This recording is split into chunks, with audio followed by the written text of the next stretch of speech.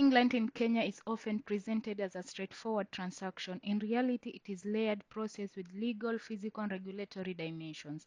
In this video, we are to learn the structural elements investors often overlook.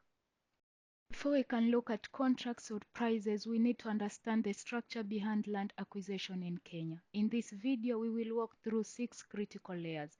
First, where the land actually comes from, the source of the listing. Second, ownership verification, because a title deed alone is not sufficient. Third, land classification, which determines what you are legally allowed to build. Fourth, the physical survey, where many hidden risks become visible. Fifth, the ownership model, whether land is acquired privately or through a company structure. And finally, legal and financial exposure, including land rights compliance and long-term liability. These layers together determines whether a land purchase becomes a foundation or a future complication.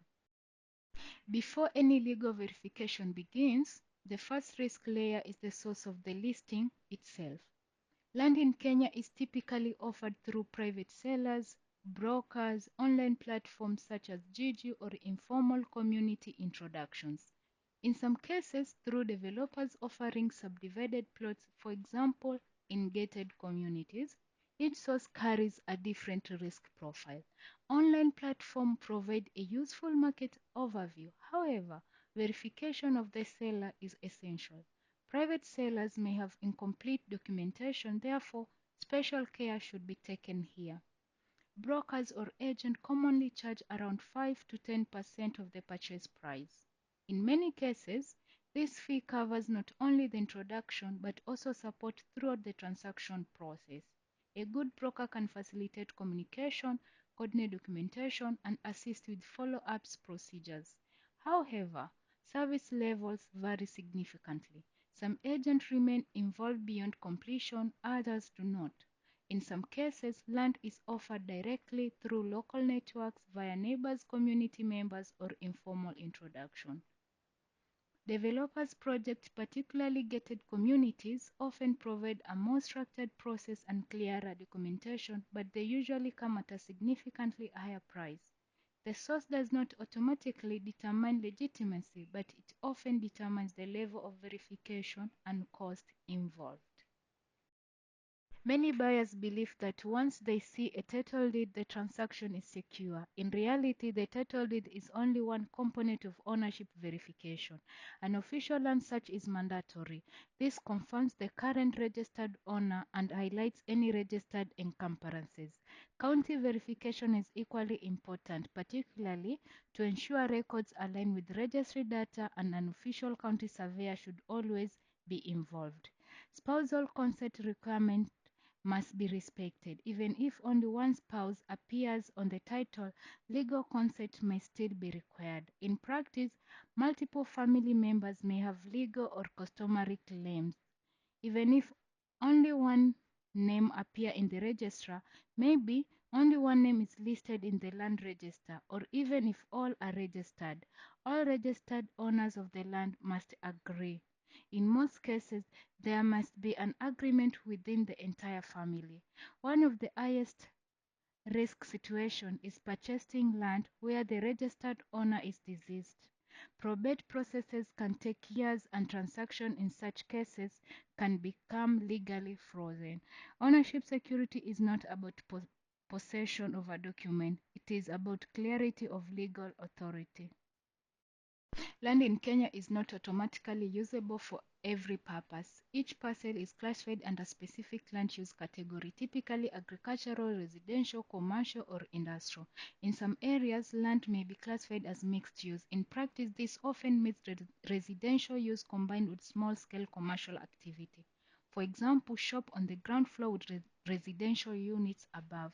Mixed use does not automatically imply full commercial flexibility. The scale and type of business activity may still be regulated. In addition to classification, zoning regulation and local development control policies may imply. These define building density, usage limitation, height restriction, and infrastructure requirements. Purchasing agricultural land with the intention of developing a commercial project often requires a formal change of user process. I will explain this process in more detail in a separate video. as it is very extensive and would exceed the scope of this video.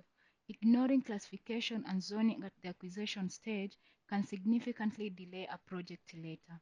Land ownership alone does not grant development freedom. Permitted use is defined by regulation.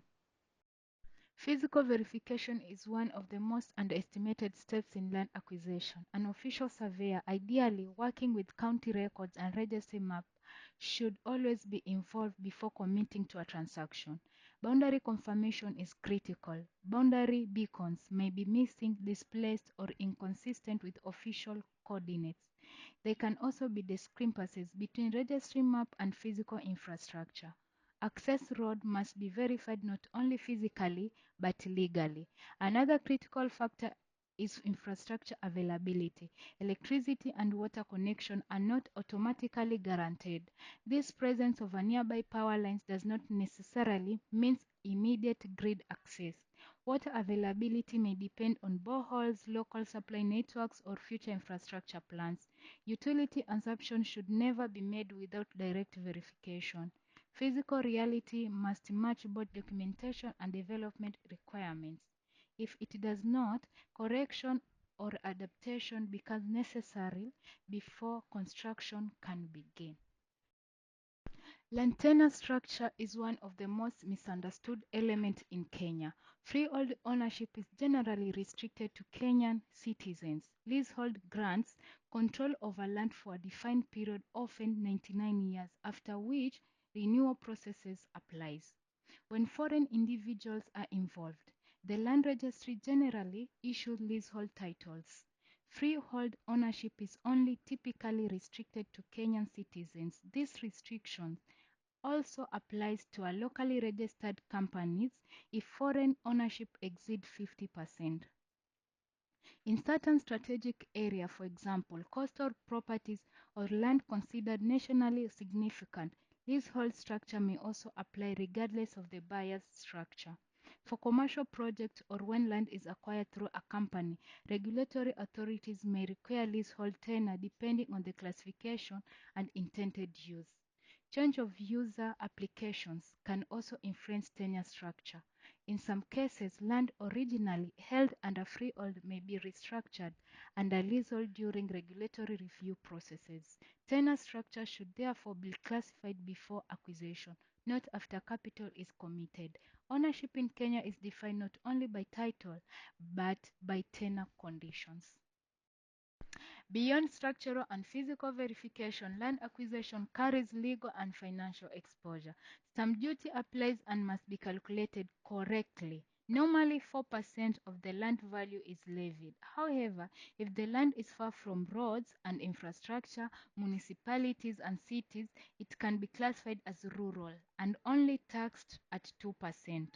Legal representation is strongly recommended, while informal contract may occur. Structured projects require formal legal oversight. Land rates must be fully cleared before transfer, which is also a requirement for sale. Outstanding land rates remain attached to the property, not the previous owner. However, it can still happen that these payments are not settled properly, especially if the sale takes place without a lawyer and through informal channel. Accumulated area may include penalty of approximately 2% per month. Time itself represents capital exposure. Delays in review, classification, or regulatory approval can significantly impact financial planning and the time to title deed, potentially exceeding the process to a year or more. Land acquisition is not only a purchase decision, it is a risk allocation decision.